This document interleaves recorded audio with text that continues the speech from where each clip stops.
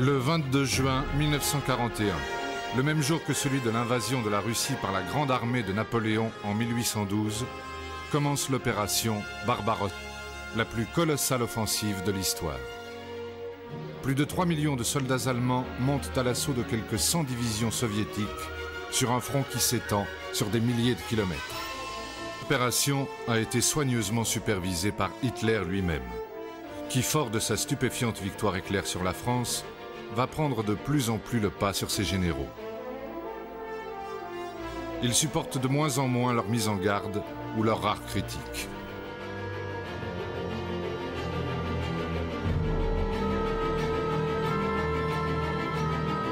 Malgré de nombreux avertissements, dont ceux transmis par Sorg, correspondant allemand à Tokyo, qui communiquera dès le mois de mars 1941 au Kremlin tous les détails du plan d'invasion, Staline se refuse de croire à l'imminence d'une attaque allemande.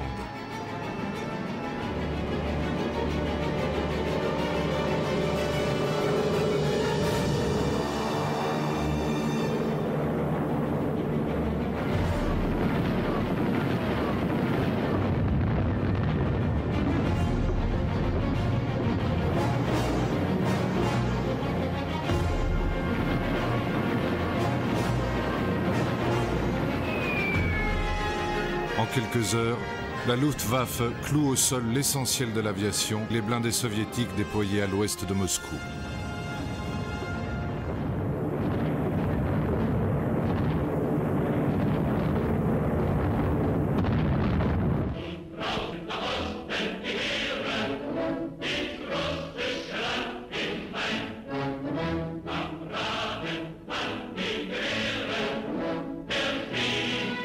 Le début de la campagne semble donner raison à Hitler, qui prévoyait un effondrement rapide de l'armée rouge.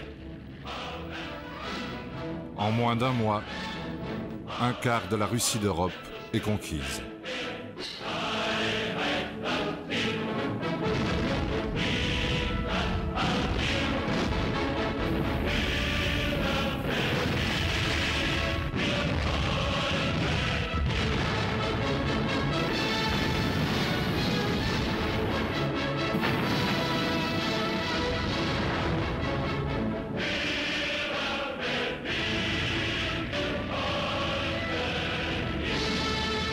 On s'est posé la question jusqu'au dernier moment pourquoi nous étions là, parce que personne n'osait penser à une attaque contre la Russie, qui était officiellement alliée d'Hitler. Et lorsque c'était parti, donc évidemment à ce moment-là, nous avons été très vite confrontés avec une toute autre guerre que toutes celles que nous avions menées jusque-là.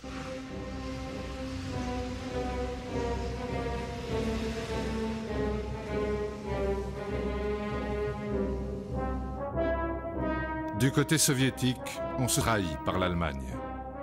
Un traité d'amitié et de non-agression, préparé par le voyage de Molotov à Berlin, et qui avait pris de court le monde, n'avait-il pas été signé le 23 août 1939?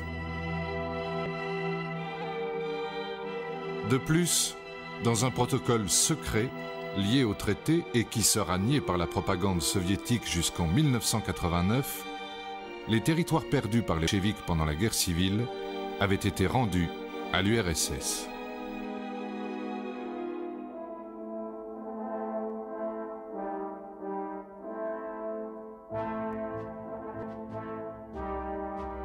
Staline était en droit de penser qu'il pouvait, sans guerre, se partager l'Europe avec Hitler. Le pacte germano-soviétique ouvrait la porte au deuxième conflit mondial. Hitler n'avait fait qu'une bouchée de la Pologne, écrasée sous les bombes et dont les divisions à cheval ne pouvaient rien contre les panzers. La jonction avec les soviétiques, et dès l'invasion allemande, occuper les territoires accordés par le pacte, fut rapide. Image obscène pour les Polonais vaincus. La Wehrmacht et l'armée rouge défilent triomphalement côte à côte.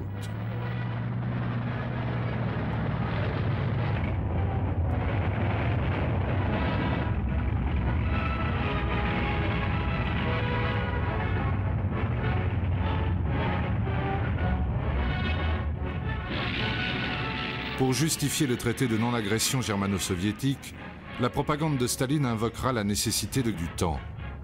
Mais le répit gagné ne pouvait être suffisant pour réorganiser une armée rouge décimée par les purges et qui, de plus, n'avait pas été mise en état d'alerte.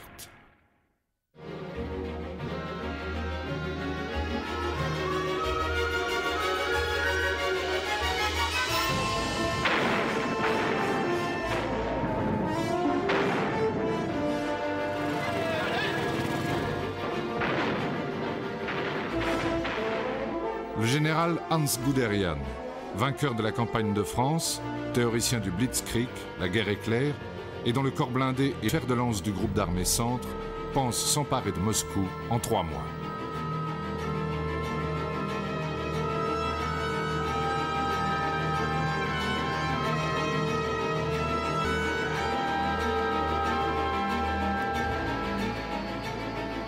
Les unités de l'armée rouge se battent durement, mais sont hors d'état de reprendre l'initiative.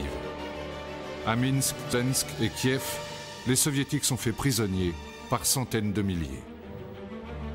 Les Russes étaient parfois tellement démoralisés qu'un simple appel de notre part du haut de notre tourelle, ils se rendaient de 15, 20, 25 parfois. De l'autre côté, il y a parfois eu des résistances épouvantables, très dures. La ligne Staline qui était à peu près à 100 km plus à l'est de notre ligne de départ, était très sévèrement défendue et nous avons eu des très grosses pertes devant la ligne Staline.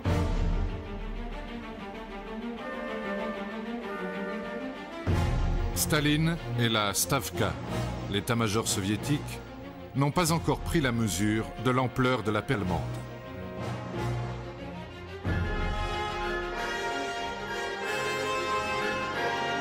En donnant l'ordre de tenir à tout prix les villes importantes avant Moscou, le chef suprême commet une grave erreur stratégique et facilite les opérations d'encerclement dont les panzers se sont fait une spécialité.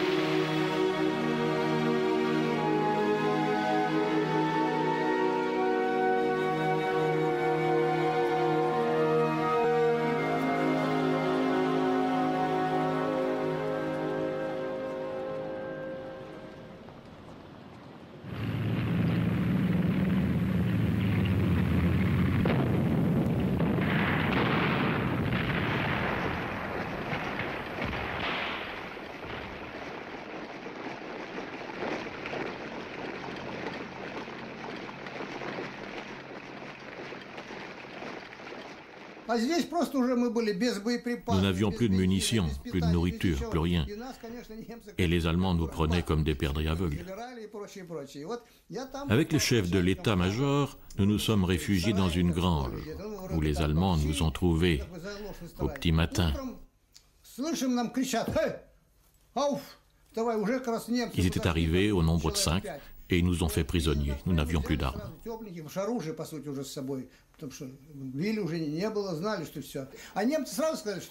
Les Allemands disaient « Nous ne pensions pas avoir autant de prisonniers.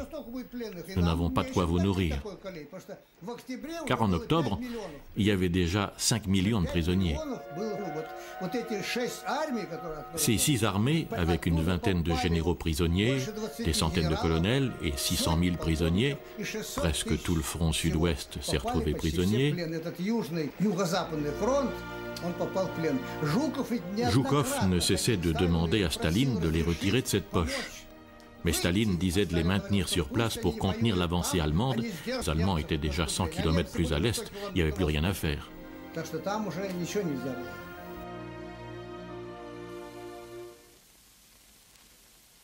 Когда война коренным образом изменила положение. Враг жесток и неумолим. Он ставит своей целью захват наших земель, политых нашим потом. Захват нашего хлеба и нашей нефти, добытых нашим трудом. Он ставит своей целью восстановление власти помещиков, восстановление царизма. Дело идет таким образом о жизни и смерти советского государства, о жизни и смерти народа СССР, о том, быть народом Советского Союза свободными или впасть в порабощение. Нужно, чтобы советские люди поняли это и перестали быть беззаботными, чтобы они мобилизовали себя и строили свою работу на новый военный лад, не знающий пощады врагов. Необходимо знание, чтобы в наших рядах не было места нытикам, трусам, паникерам и дезертирам, чтобы наши люди не знали страха в борьбе и самоотверженно шли на нашу отечественную освободительную войну против фашистских проводителей.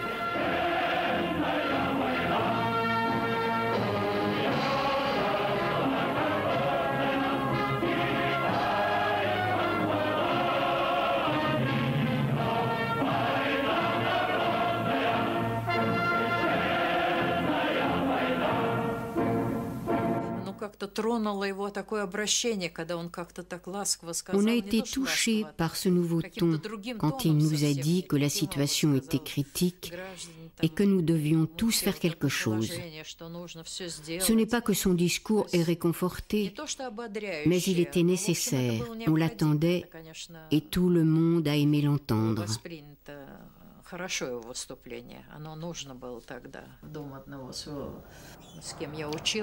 Chez un de mes camarades d'études dont la famille était de vieux bolcheviks, j'ai vu des petits drapeaux plantés sur différents points d'une carte et qui représentaient la ligne du front.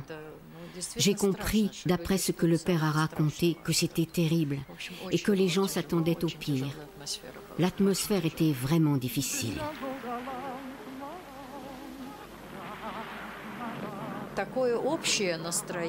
Quant à l'état d'esprit général, beaucoup ne disaient rien, mais pensaient que les Allemands étaient une nation civilisée, qu'ils viendraient pour liquider ce système, les kolkhozes, les répressions, et qu'ils apporteraient quelque chose de positif. Mais très vite, un revirement s'est produit dans les états d'esprit. On pouvait l'observer dans toutes les couches de la population. Dès qu'on a commencé à apprendre que sur les territoires occupés, les Allemands commettaient des exactions vis-à-vis de la population, qu'ils exécutaient, qu'ils pendaient des gens, là, l'attitude envers les Allemands a changé. À la fin de 1941, la Wehrmacht a fait plus de 2 millions de prisonniers. Le Jelkilmanseig, à l'époque jeune officier sur le front de Leningrad, a été frappé par les propos d'un chef de bataillon soviétique qu'il venait de capturer et qui était visiblement plus vieux que les officiers habituellement faits prisonniers. Wir saßen beide zusammen, so auf dem Boden irgendwo im Wald. Es war ein Oberstleutnant. Nous étions assis tous ensemble sur le sol, quelque part dans la forêt, et il m'a semblé qu'il était très vieux en « des autres. Je lui ai demandé comment c'était possible. Je lui ai dit « Nous avons constaté que dans le commandement russe, tous étaient très jeunes. » Et il a dit « Je peux vous expliquer.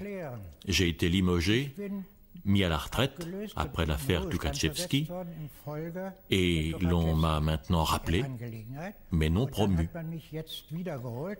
Par ailleurs, mes parents ont tous deux été exécutés par les bolcheviks.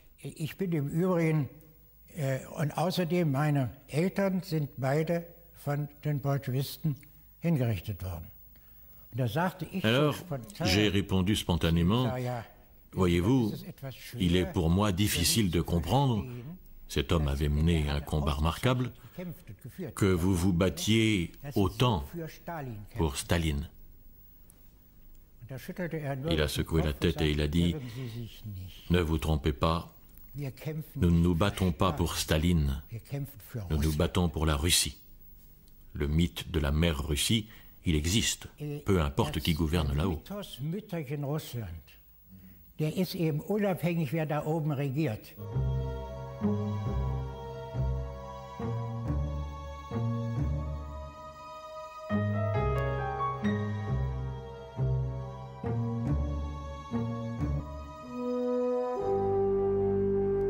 Pour les Ukrainiens, première victime de la grande famine des années 30 et de l'impitoyable répression menée par le NKVD contre les nationalistes, la mère Russie était plutôt une marâtre.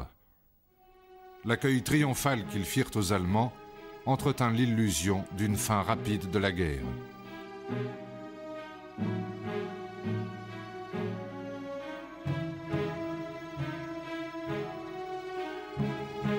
L'accueil s'explique tout simplement par le fait que la population, surtout d'Ukraine à l'époque, était certainement pas très en faveur de Staline et du régime soviétique, parce que n'oublions pas qu'il y avait la grande disette, pour ne pas dire plus, dans les années 30, où il y avait des millions de victimes en Ukraine. Donc ils nous ont reçus vraiment comme le libérateur, et ils étaient très anti-staliniens. L'offensive proprement dite sur Moscou, que Guderian espère finale, commence le 30 septembre 1941. Au début de l'hiver, les Panzers sont à 25 km du Kremlin.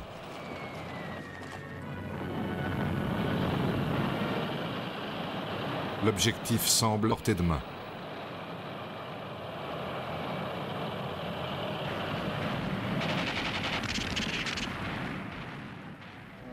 Staline ne peut pas se permettre de perdre la capitale. Pour galvaniser la population, il va s'adresser à nouveau au pays. À la surprise générale, il appelle à la rescousse tous les héros de l'histoire russe, d'Alexandre Nevsky aux généraux Souvorov et Kutuzov qui avaient vaincu Napoléon. La guerre devient sacrée et engage tout un peuple.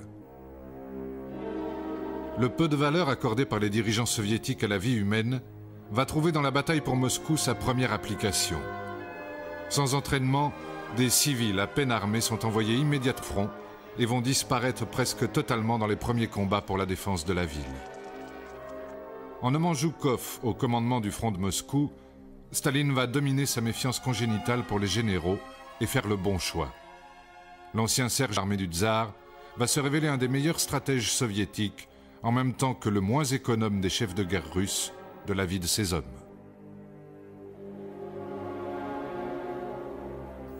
Жуков – это очень грамотный, твердый. Zhukov est un homme très autoritaire, très instruit, très ferme, qui n'avait pas peur de dire la vérité à ses supérieurs, de défendre ses propositions. Et cela ne plaît pas à tous les supérieurs. Pendant la guerre, Staline s'est rendu compte qu'on ne pouvait pas se passer de Zhukov. Il faut le dire, Zhukov a sauvé Leningrad et Moscou. Quand Staline l'a fait venir de Leningrad, il lui a posé la question. Sauverons-nous Moscou? Le gouvernement était déjà à Kuibitchev, où un bureau était prêt pour Staline. Ils étaient préparés à quitter Moscou. Ils n'avaient aucune certitude. Et à cette question de Staline, Zhukov a répondu « Oui, nous sauverons Moscou ».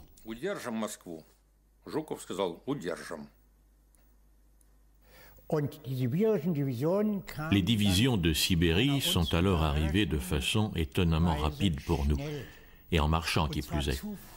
Ma division a été attaquée le 6 décembre par 2 divisions sibériennes. Nous avons constaté que la majorité de ces divisions de Sibérie venaient de marcher pendant 6 semaines, et elles n'avaient pas été transportées. Et elles étaient arrivées 2 jours auparavant seulement, et n'avaient donc eu qu'1 jour de repos. Je signale ce fait parce qu'il montre ce que peut le soldat russe. Pour cela, il était meilleur que le soldat allemand, mais pas pour la formation. Là, c'était nous les meilleurs.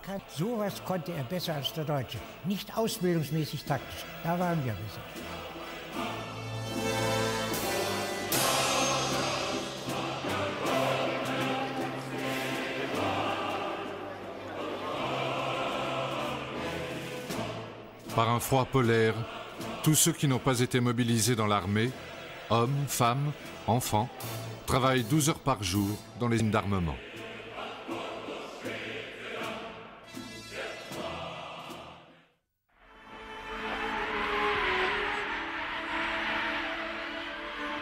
La guerre à l'Est tourne à l'apocalypse. La Wehrmacht n'a pas d'équipement d'hiver et son matériel est inadapté aux conditions climatiques extrêmes. L'hiver est précoce et tout de suite glacial.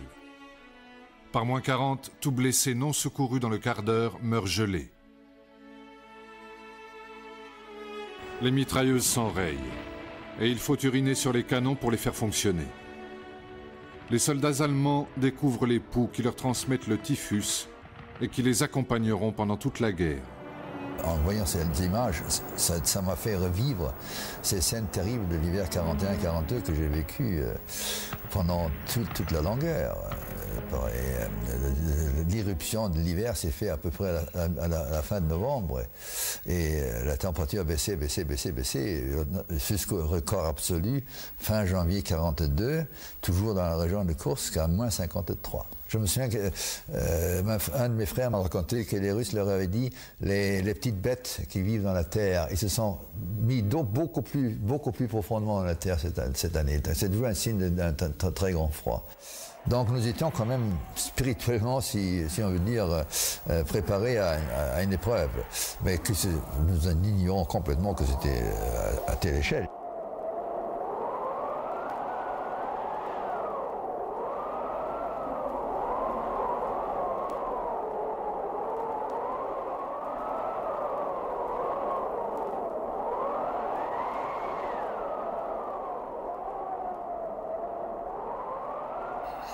Вначале было полное превосходство немцев. Ну и чтобы там мы... Malgré la supériorité des Allemands, et quoi qu'on en dise, l'hiver a joué son rôle contre les forces allemandes.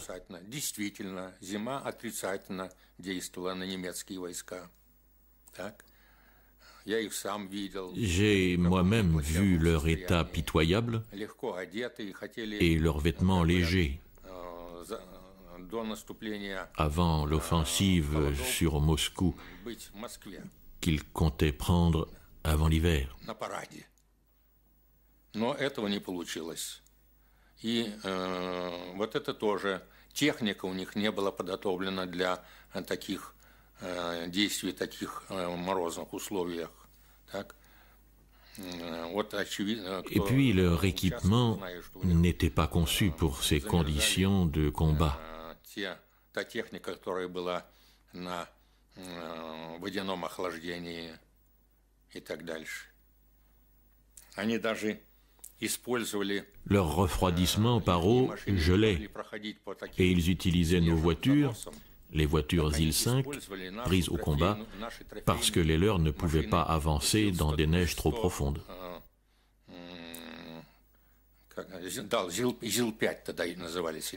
Chaque fois qu'il y avait la fin de l'engagement, on sortait les batteries. Le matin, il fallait faire un feu de paille, parce qu'il y avait d'autres feux, ou de pétrole sous les trucs, les moteurs des chars. Et il fallait redémarrer à la marée. Tout ça, ça prenait énormément de temps. Donc, on n'était pas capable de réagir très vite à une attaque surprise. Et c'est pour ça que les Russes, très souvent, nous ont overpowered, comme on dit en anglais. Ils nous ont surpris et vaincus. Avec sa chapka, ses bottes en feutre et son gilet matelassé, Ivan, comme la Wehrmacht appelle le soldat soviétique, est en bien meilleures conditions et sa résistance suffira les Allemands. Autre découverte, le char T-34. Très maniable, avec ses grosses chenilles qui ne s'enlisent pas, Ce char, qui sera un des symboles de la Grande Guerre patriotique, surclasse les Mark III allemands des débuts de la guerre.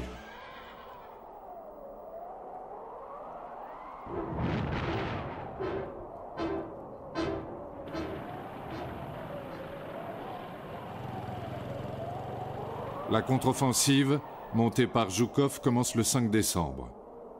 Gardés en réserve, bien entraînés et équipés pour le froid, les régiments sibériens, à peine arrivés à Moscou, partent à l'assaut des éléments avancés allemands. En 10 jours, la Wehrmacht est contrainte de reculer de près de 100 km. Moscou est sauvée.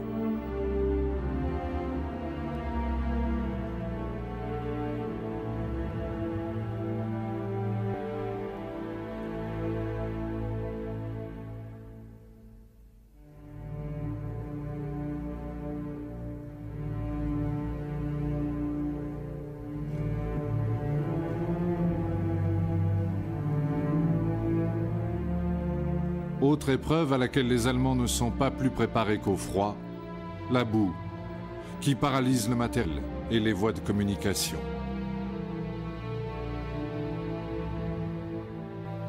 Le pire moment était la célèbre période de la boue, la Rasputsinka, comme les Russes l'appellent, où le ravitaillement n'arrivait plus. La distance entre le premier char de notre division et le dernier camion de ravitaillement était de 300 km à l'époque. Donc on ne comptait plus tout cela, mais il n'y avait pas de cigarettes, il n'y avait pas de courrier, pendant les semaines, pas de courrier, il y avait donc rien, tout ce qui devait normalement arriver par derrière. Et les roulantes ont réapparu au moment des premiers froids, parce que là, ils pouvaient rouler à nouveau.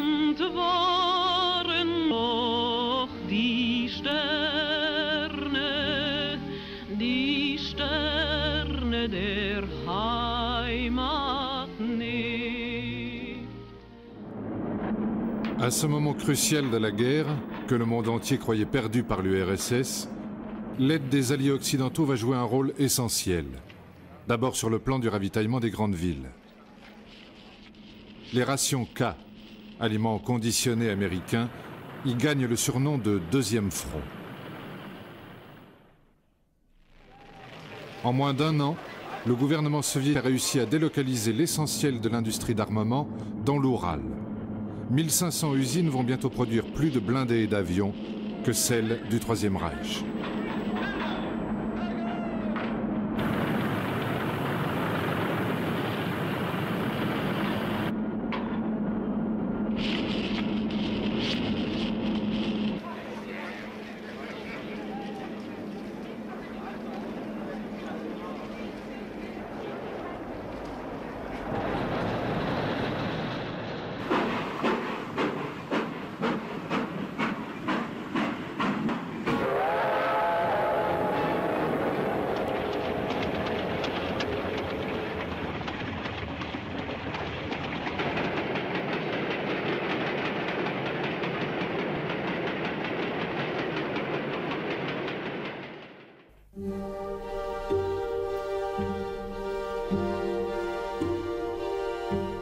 Le général Vlasov, héros de la bataille de Moscou, très apprécié de Staline, est fait prisonnier sur le front de Leningrad en 1942. Grand succès pour l'Abwehr, le contre-espionnage allemand, qui estimait dès 1941 que pour vaincre l'URSS, il fallait s'appuyer sur l'anti-stalinisme et favoriser une guerre civile. Vlasov va accepter d'organiser une armée de libération russe.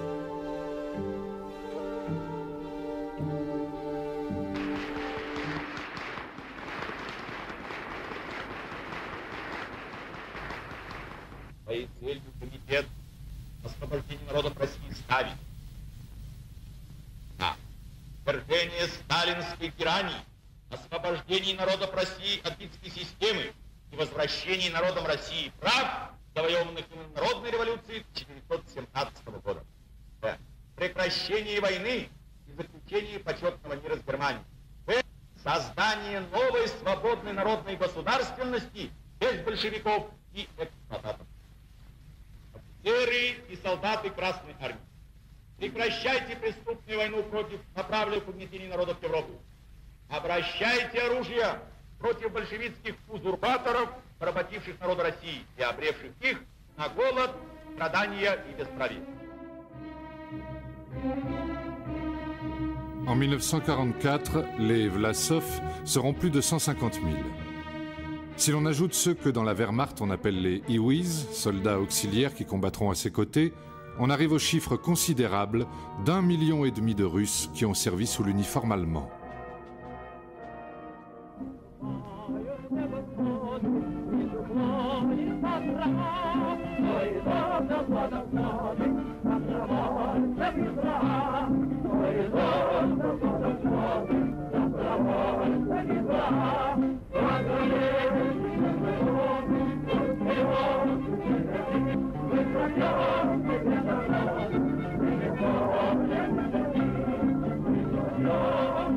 Народ мой любимый, отчизна родная, я сын твой, я русский СС.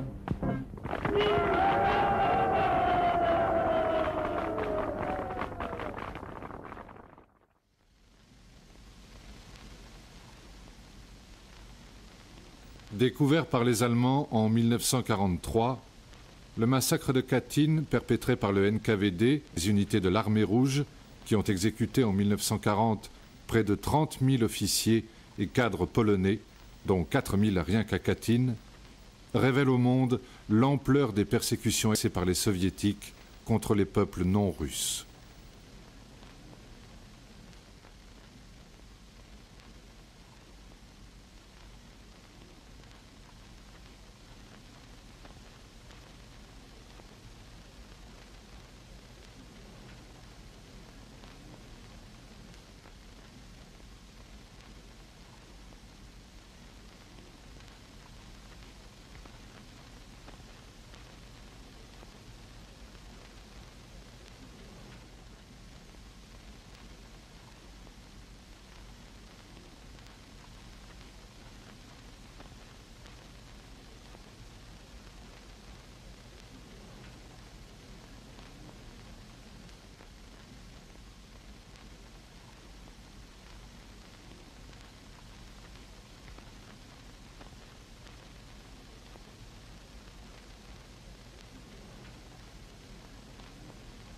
La propagande nazie se servira du massacre de Katyn pour recruter tous ceux qui déclareront vouloir lutter contre Staline et qui seront ensuite presque tous exécutés comme collaborateurs par le NKVD.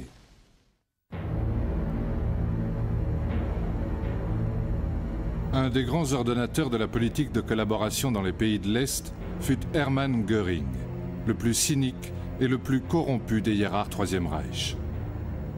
Ayant la haute main sur toute l'économie de guerre, son voyage en Ukraine avait pour but de dresser un inventaire des possibilités des territoires occupés, en particulier le recrutement des sous-hommes slaves pour participer à ce que les nazis appelaient la bataille du travail.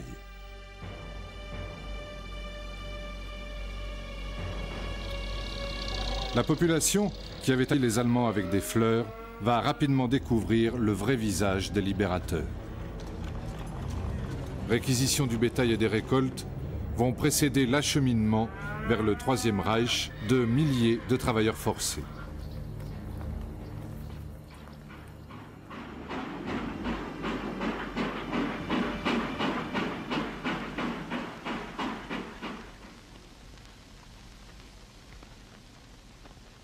En fait, ceux qui voulaient abattre Staline et son régime se sont rapidement retrouvés aux côtés de ceux qui ont commis pendant cette guerre autant et même plus de crimes que les bolcheviks antérieurement, les Einsatzgruppen, SS et la Gestapo.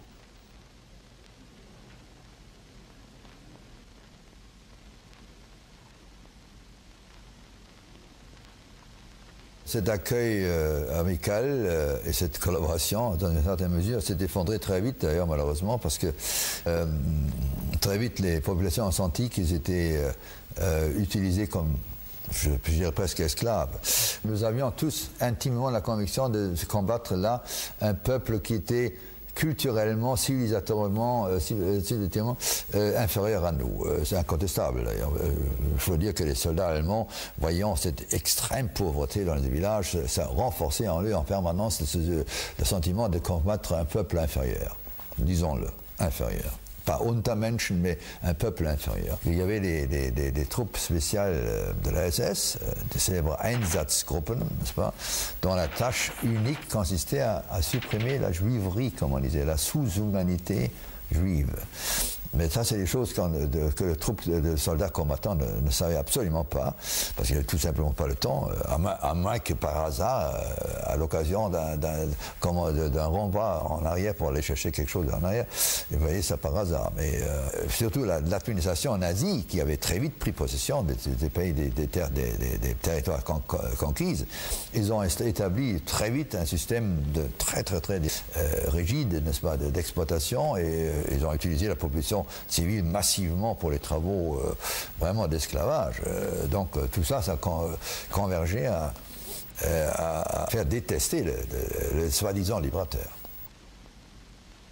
Plus d'1 million de Juifs seront tués pendant la guerre à l'Est. Certains éléments de la Wehrmacht participeront aux exactions.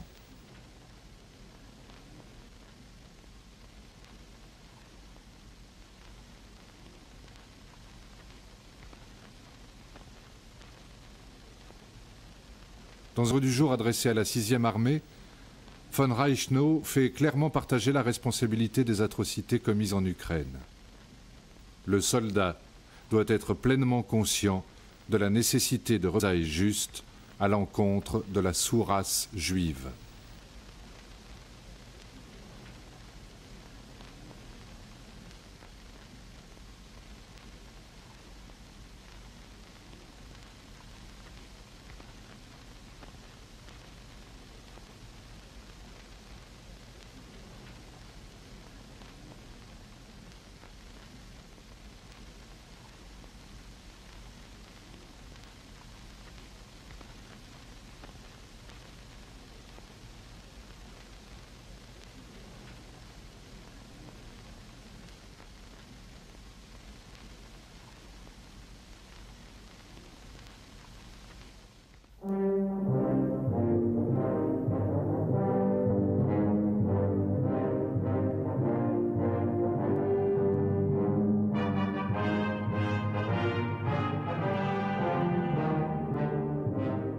Remettant plus tard sur l'injonction d'Hitler l'offensive décisive sur Moscou, les Allemands déferlent vers le sud. La petite Russie et ses steppes brûlantes et infinies finiront par dévorer la Wehrmacht.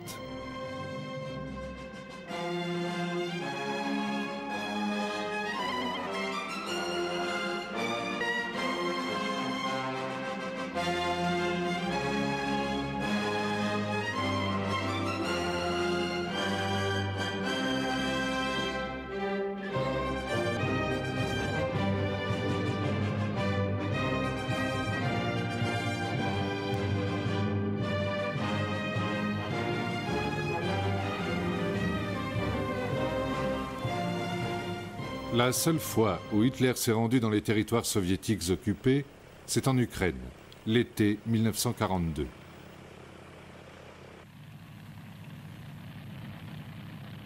Il est convaincu que la guerre à l'Est se gagnera autant sur le plan économique que militaire. Son obsession, s'emparer du blé d'Ukraine et du pétrole du Caucase.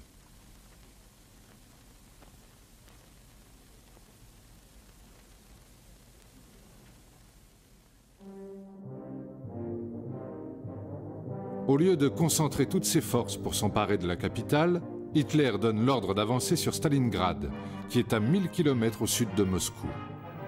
Son objectif, anéantir l'armée rouge en Russie centrale.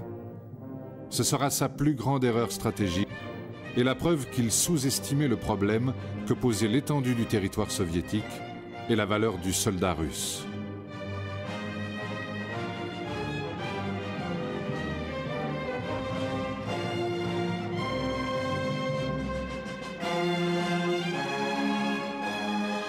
Weil Hitler Hitler a cru que l'armée soviétique est un cul et elle ne l'était justement pas. Mais cette estimation fausse de Hitler l'a amené à dire « Maintenant, je peux continuer tout de suite vers le Caucase ». À la suite de quoi, il a demandé à la 6e armée de ne pas aller dans le Caucase, mais à Stalingrad, parce qu'il voulait avoir Stalingrad. Et c'était là déjà un affaiblissement.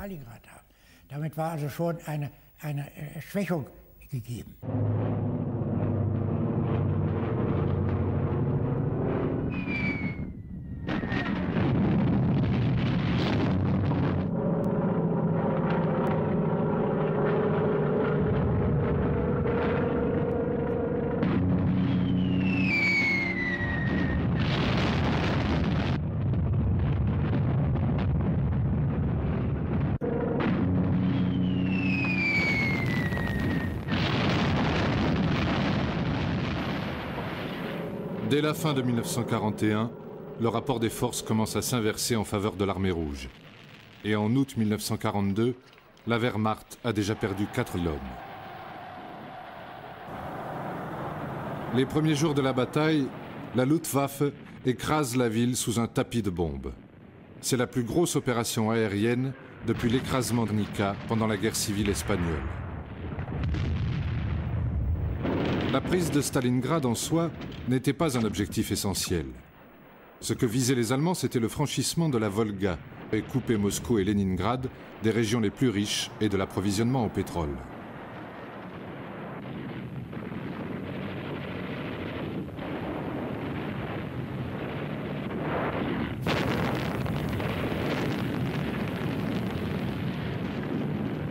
Dès l'entrée des Allemands dans la ville, en août 1942, à la guerre éclair du début va succéder une guerre d'un autre âge.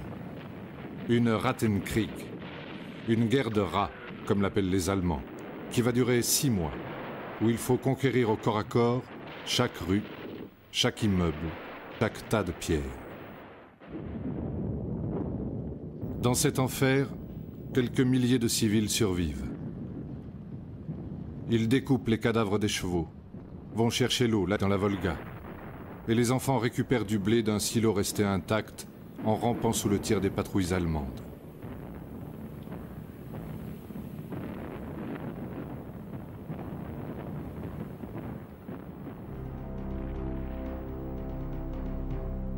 La Wehrmacht s'empare avec de grandes difficultés de la plus grande partie de la ville de Staline.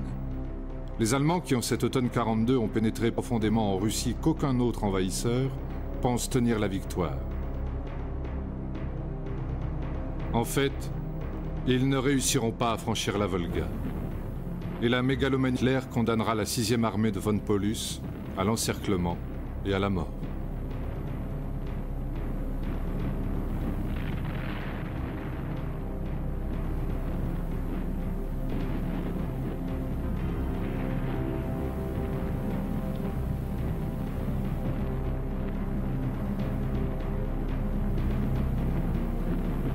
La contre-offensive soviétique commence le 19 novembre 1942 sur 3 fronts.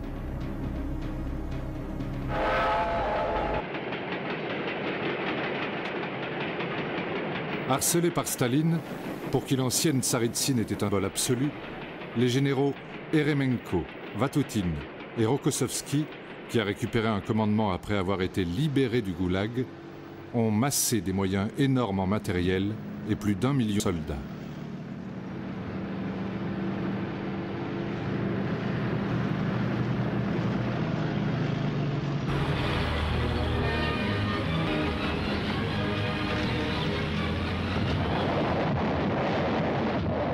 « 60% du potentiel blindé soviétique est affecté à l'opération Uranus, nom de code de la contre-offensive.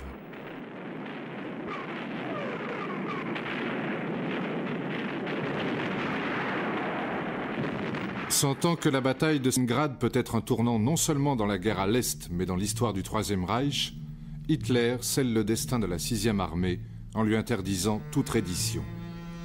À Noël, Göring et la Luftwaffe ont échoué à établir un pont aérien. La situation est désespérée. Ils sont là comme des sauvages hirsutes, écrira Grossman, correspondant de guerre, dans des cavernes préhistoriques. dévorant de la viande de cheval dans la fumée et la pénombre. Dès le début de la guerre et durant la première phase de la bataille, quand Stalingrad pouvait sous la poussée d'être considéré comme perdu, les désertions se sont multipliées dans les rangs russes, au début très mal lotis en ravitaillement et en munitions. Les soldats doivent ajouter à leur souffrance la répression exercée par le Smerch, le département spécial du contre-espionnage soviétique. Ces unités arrêtent à l'arrière ceux qui reculent et fusillent tous ceux qui sont soupçonnés de désertion. Les commissaires politiques appliquent l'ordre 270 de Staline. Tout prisonnier de guerre sera considéré comme traître et les familles des chefs d'unité seront fusillées.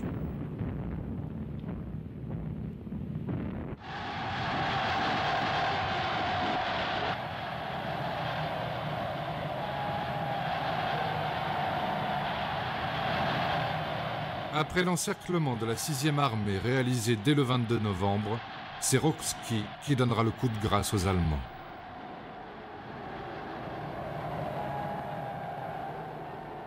Les premiers T-34 qui entrent en janvier dans Stalingrad en ruine, dès qu'une armée de spectres, prostrée, accablée par le froid et la famine.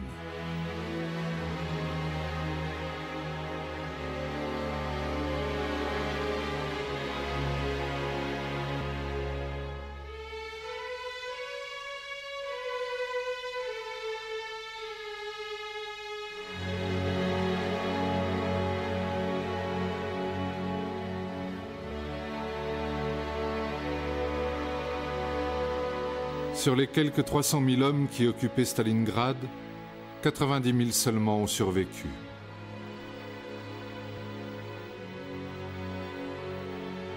Ce sont des morts vivants, à l'exception des généraux qui partent en captivité.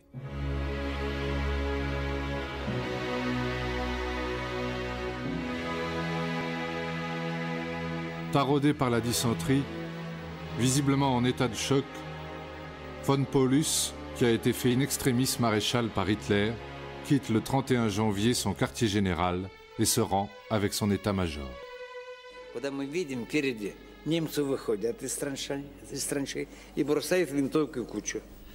Nous avons vu des Allemands devant nous quitter leurs tranchées et jeter leurs fusils au même endroit de façon à former une pile.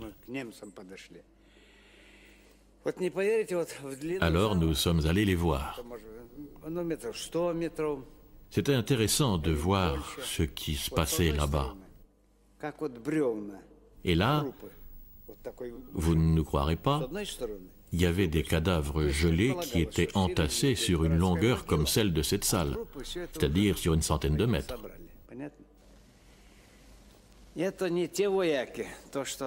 Ce n'étaient plus ces soldats braves, comme quand ils poursuivaient leur offensive jusqu'à Stalingrad.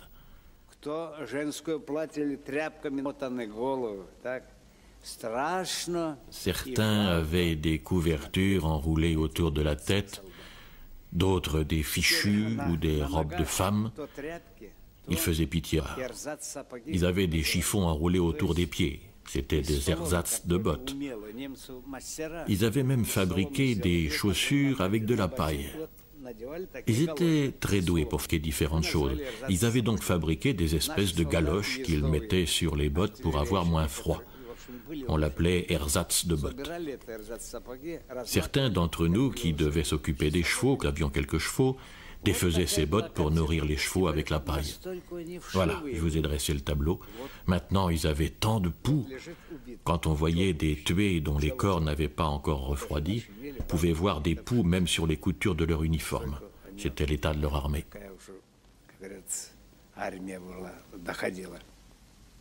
On parlait de la mort comme si on parlait d'une formalité. C'est une des lettres envoyées par les soldats de la garnison de Stalingrad dans le dernier vol en partance pour l'Allemagne. Je ne crois plus que Dieu puisse être bon. Il ne permettrait pas une telle injustice. Je n'y crois plus parce que sinon, Dieu aurait illuminé le cerveau des hommes qui ont déchaîné cette guerre. J'ai interprété la mort sur scène une 50aine de fois. Mais c'était seulement du théâtre. Vous étiez assis sur des fauteuils de velours, là devant. Je crois plus en Dieu. C'est impressionnant de reconnaître combien le théâtre avait peu à faire avec la mort. Ils tombent comme des mouches et personne ne pense à leur de mardi, j'ai détruit avec mon char de T4 que la curiosité avait poussé au-delà de nos lignes. Par la portière, un corps pendait la tête en bas, ses pieds étaient encastrés et il brûlait jusqu'aux genoux. Le corps était vivant, la bouche morte. Mes mains sont parties depuis déjà le début d'un autre qu'un fait biologique. À la gauche, il manque le petit doigt, mais bien pire, comme des mouches. À la droite, les 3 doigts du milieu ont été gelés. Hank a joué la Passionata sur un piano. Le piano était là dans la rue. Il sera bientôt en première ligne. C'est encore d'un simple vote. N'oublie pas que tu dois vivre pour tes enfants. La vie, prends garde à l'homme que tu choisiras. Fais attention à ses yeux. Pas le moindre drame. De quelle façon il te serre la main ici, même pas moi-même. Je l'ai achevé d'un coup de pistolet. Les larmes coulaient sur mes joues. Je pleure depuis déjà 3 nuits pour ce tankiste russe mort assassiné par moi.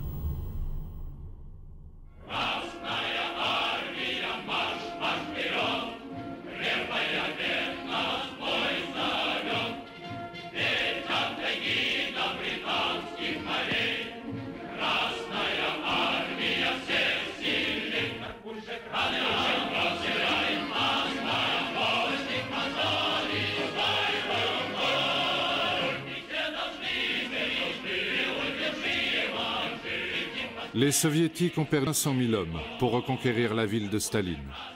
Ce n'est pas encore le vrai tournant de la guerre, mais c'est une immense victoire sur le plan psychologique. Pour l'Allemagne, c'est la plus grande défaite militaire de son histoire. Goebbels et les hiérarques nazis cherchent à transformer la chute de Stalingrad en une geste héroïque. Ces hommes sont morts pour que l'Allemagne puisse vivre, clame la radio. Les symboles ont changé de camp. Les Soviétiques savent maintenant que la victoire est à leur portée.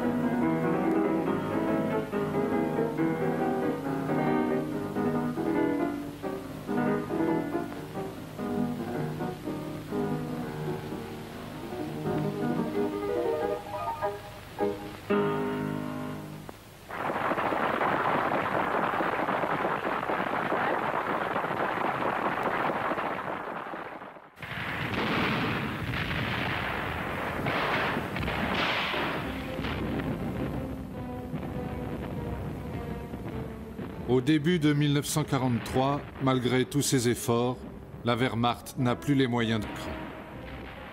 La guerre en devient plus bestiale. Le pacte avec la mort qu'ont signé les jeunes nazis entraîne toute une armée dans la barbarie.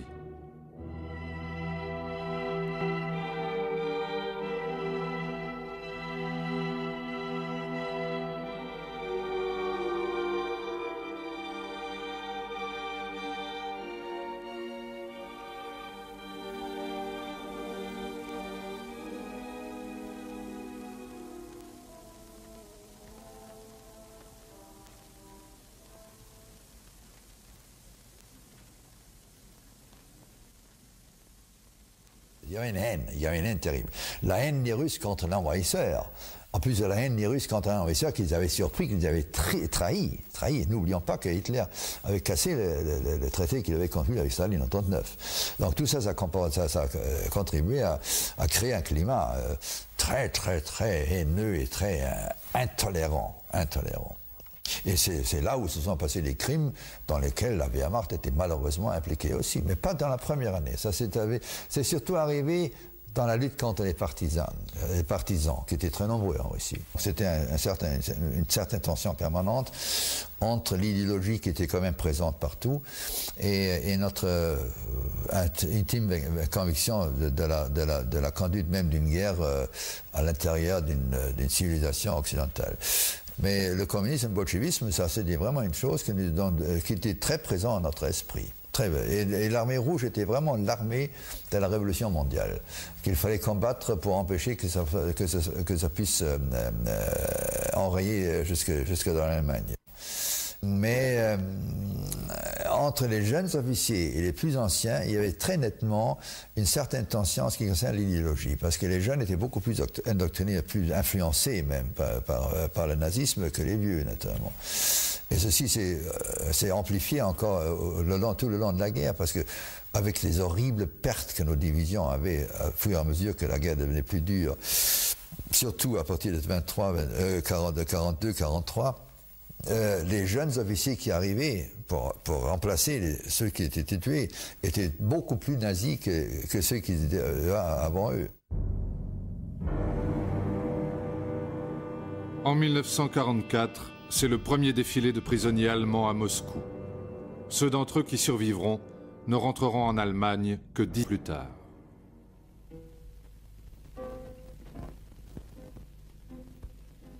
Темная ночь, только пули свистят по степи, только ветер гудит провода, тускло звезды мерцают. В темную ночь ты, любимая, знаю, не спишь, и у детской кровати тайком ты слезу утираешь. Как я люблю